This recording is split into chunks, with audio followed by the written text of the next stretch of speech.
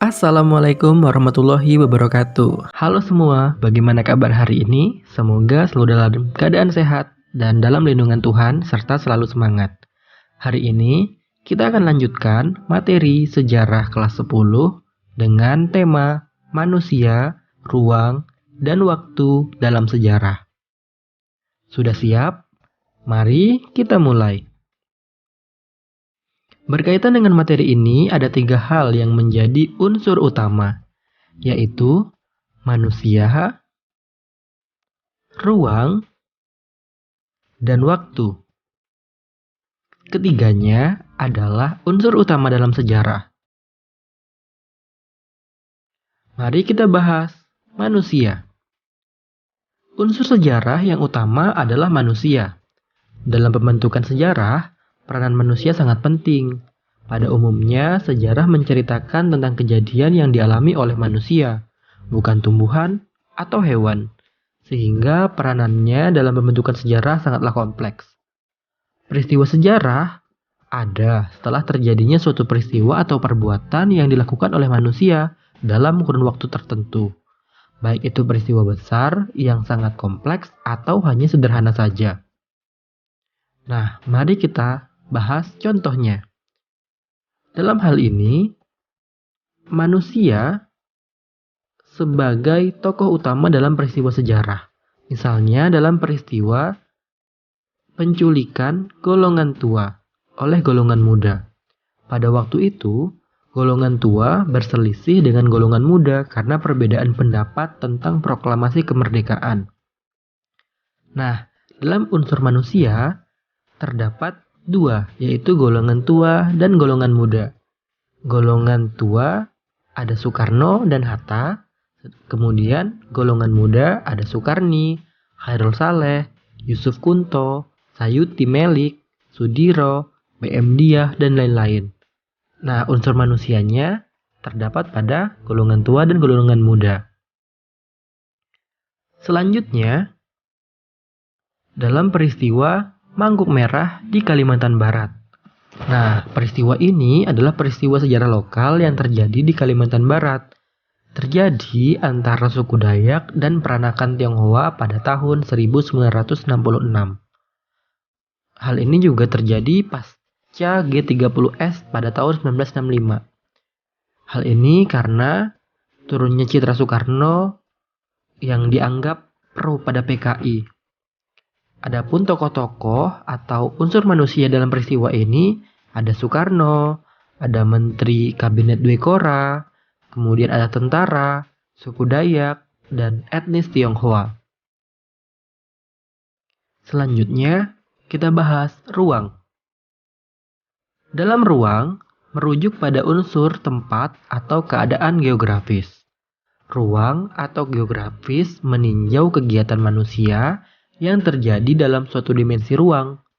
Ruang sebagai salah satu unsur sejarah membuat sejarah dibagi sesuai dengan lokasi terjadinya. Nah, melalui unsur ruang, kemudian kita bisa tahu nih skala dari sejarah itu.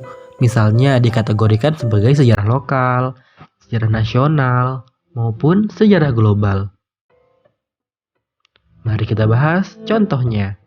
Dalam ruang juga terdapat beberapa contoh. Adapun contoh yang pertama, misalnya peristiwa atau pembacaan teks proklamasi kemerdekaan oleh Soekarno di Jalan Pegangsaan Timur nomor 56 Jakarta Pusat pada 17 Agustus 1945. Kalian tahu kan peristiwa ini? Ya, peristiwa yang sangat bersejarah karena menentukan kemerdekaan Indonesia.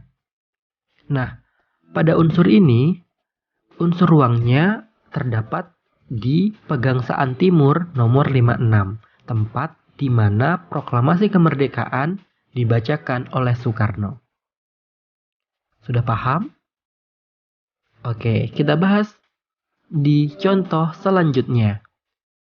Selain peristiwa proklamasi kemerdekaan, kita coba lagi ke unsur sejarah lokal ya. Terutama untuk kamu yang berada di Kalimantan Barat, pernahkah mendengar peristiwa sejarah ini? Nah, peristiwa sejarah ini terjadinya di Sambas. Pertikaian berujung konflik antara Dayak dan Melayu di Sambas pada 19 Agustus 1999 di Parit Setia, Sambas, Kalimantan Barat. Peristiwa ini berawal dari tudingan masyarakat Melayu yang menyatakan pemuda Dayak hendak mencuri.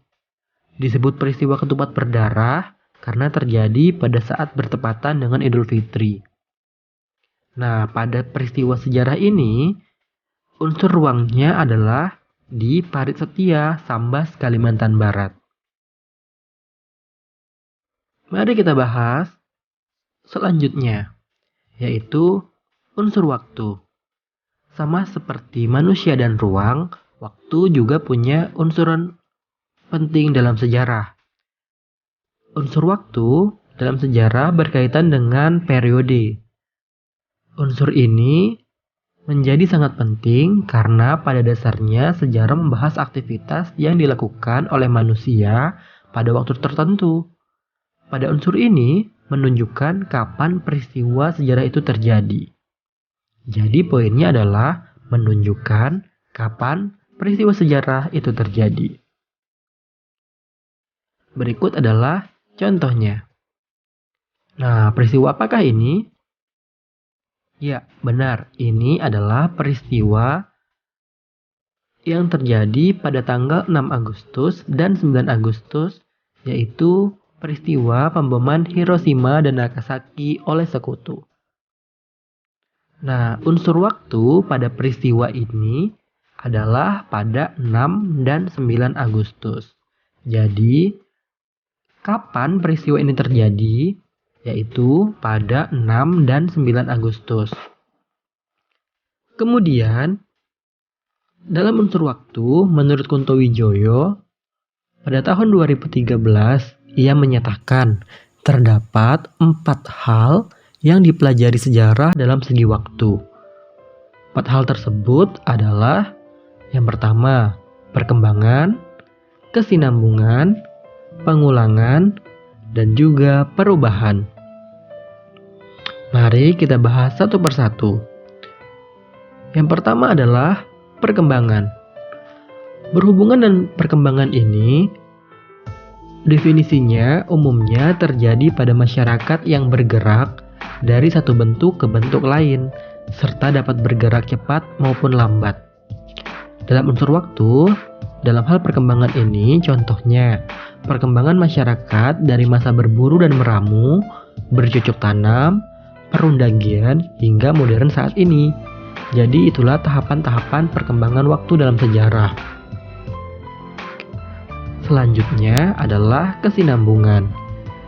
Dalam unsur ini, definisinya adalah segala sesuatu yang terjadi secara berkala, bergerak dari satu waktu ke waktu setelahnya. Contohnya, dulu ada kolonialisme. Kolonialisme ini awalnya adalah patriotisme. Jadi setelah patriotisme ada kolonialisme. Seperti itu. Selanjutnya adalah pengulangan. Definisinya peristiwa masa lalu terjadi lagi di masa mendatang. Contohnya, kekuasaan Soekarno jatuh karena aksi mahasiswa. Hal ini kembali terjadi pula pada masa kekuasaan Soeharto.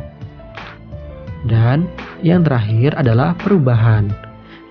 Definisinya biasanya terjadi karena adanya pergeseran dalam masyarakat dan bersifat besar. Contohnya, dulu kita masih tradisional, menggunakan merpati misalnya dalam mengirim surat, atau bisa juga menggunakan surat pos. Namun karena sudah maju dan berkembang, kemudian terjadilah perubahan, sehingga kita kini menggunakan gawai, telepon, email, dan lain sebagainya untuk berkomunikasi. Unsur yang selanjutnya, selain manusia, ruang dan waktu adalah kausalitas. Apa itu kausalitas? Ada foto Pak Rio. Nah, kausalitas disebut juga sebab akibat. Dalam penyampaian sejarah, umumnya dilakukan secara deskriptif. Fakta yang disampaikan berkaitan dengan apa, siapa, kapan, di mana, dan bagaimana. Dan akan menjadi sebuah peristiwa sejarah jika semua lengkap. Contoh kausalitas dalam peristiwa sejarah, misalnya dalam peristiwa runtuhnya kerajaan Majapahit. Tahukah kamu kenapa Majapahit bisa sampai runtuh? Yang pastinya Majapahit runtuh karena ada sebab sehingga akibatnya Majapahit runtuh.